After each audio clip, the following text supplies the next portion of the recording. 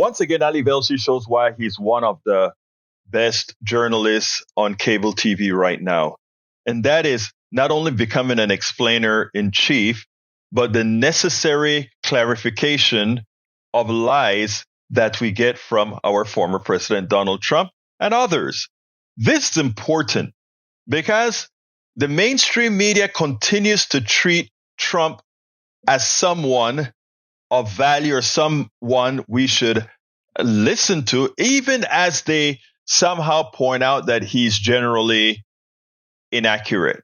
Not really. He's just a thug and a liar. But again, Ali Velshi did a great thing in explaining what the Labor Department reported late last week. And that is that, in fact, the job numbers were higher than they actually were. Donald Trump, on his tweet, made believe that this is somehow a conspiracy. I want you to listen to Ali Velshi, and then we'll take it on the other side.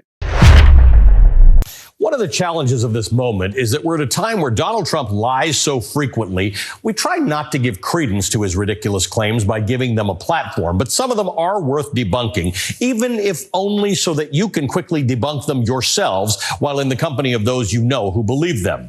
And now there's this new Trumpian lie that we feel is important enough to take down because it's got the potential to catch on and purposefully mislead voters. The Labor Department issued revised job growth numbers this week showing far weaker job growth than had previously been reported for the 12-month period that ended in March. So that's the period from April 2023 through March of 2024.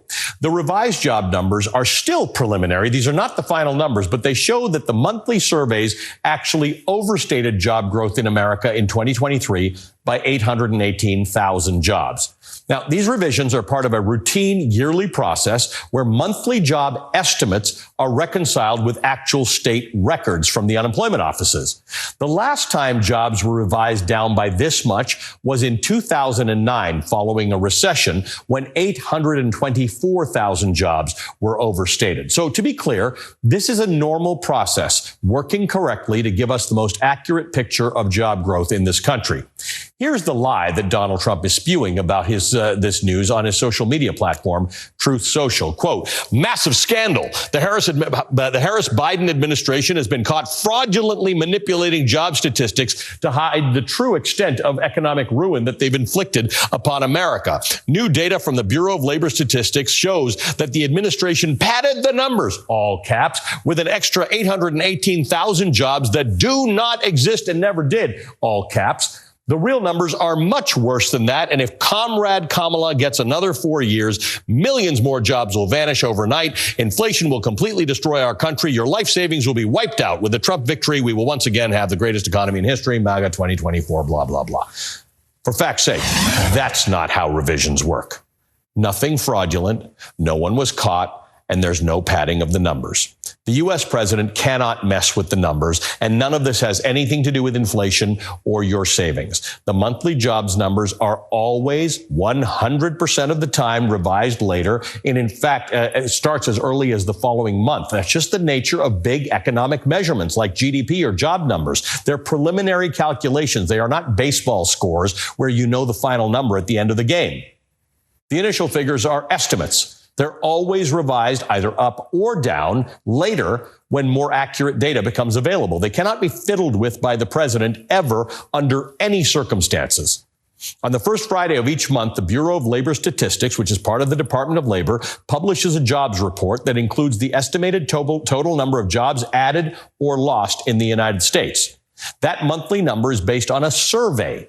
The Labor Department conducts a survey of employers to come up with an estimated count of how many people received a paycheck in each given month. We get estimates based on these surveys because that's the best way to gather data month by month. Think about it. Small businesses don't keep records in a way that they submit on a monthly basis. The hard numbers always take longer.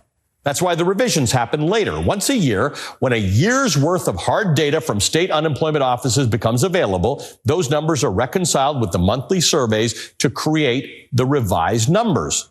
So the revised numbers we got this week, while they are not good news, are part of a normal, routine, yearly process that helps us get the most accurate data possible. They are not some nefarious economic plot by Democrats. They certainly aren't evidence that the monthly numbers were tampered with. And Donald Trump knows that because, again, this is how the process has always worked, just as it did in early 2019 when he was president, and the revised numbers came down by 500,000 jobs.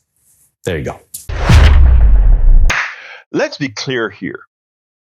These are changes, as Ali said, occur all the time. In fact, under the Donald Trump administration, there was a downgrade of over 500,000 jobs. In the case of President Biden, his was over by 8,000 jobs. Well, in an economy that created 15 plus million jobs, 800,000 jobs, 1/15 of what it was supposed to be, or actually it's a bit less than that. Is it really something that should be disconcerting? I mean, it's not good news, but still, it is not what Donald Trump would like it to be. In these times, more than ever, the fourth estate, the media, it's imperative that they do their job. Unfortunately, that's not what we're finding. Even now, we continuously hear Kamala Harris has not given us her policies. Of course, she has given us a broad detail, a broad outline of what she intends to do, whether it be social programs, the military, etc. Given, again, broad outlines. I don't really hear them pestering Donald Trump as far as what will he do? What policies would he have? In fact, when they ran, he didn't even have a platform to speak of. Well, he now has a platform, Project 2025. Project 2025. That big plan written by the Heritage Foundation intend to take away our liberties and much worse. But it's important, folks. We need good journalists like Ali Velshi. We need to give these journalists that do their job the kudos that they deserve, because in our current environment, it is so damn hard to find people who would report the news as they should. We spend a lot of time deconstructing the news, trying to parse it into a form that everybody can understand. We try to find those little nitpicks where it flies above the fray, etc.